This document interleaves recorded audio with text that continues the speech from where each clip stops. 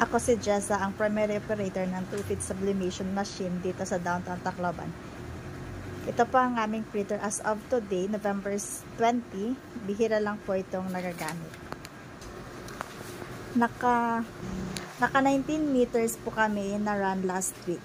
Nagpapahinga ko po ito ng 2 araw. Sa consumables po namin, nag-consume kami ng 4 na bottles of ink at 1 media. Dito po yung mga unused ink po namin. Ito po ang printer head niya. Ito po ang capping. Ganito po ang aming paki-head clean.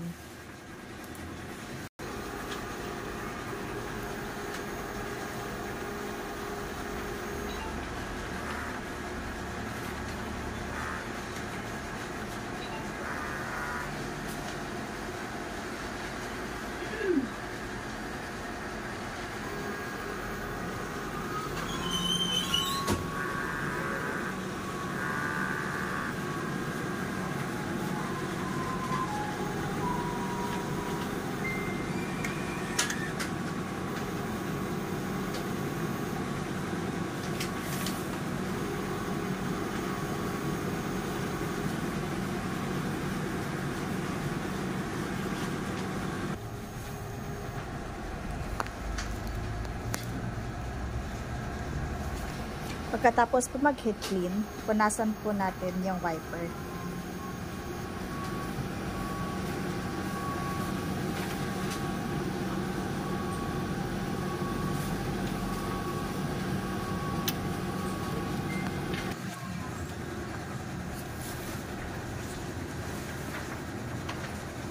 Nozzle check po.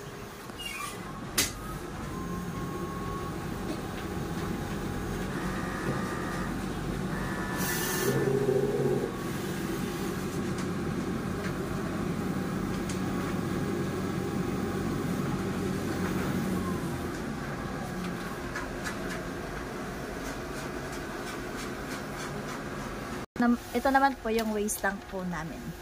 Every Saturday ko po siya dinit-dispose.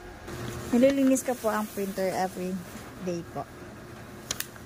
Kaya maayos po ito. Yun lang po.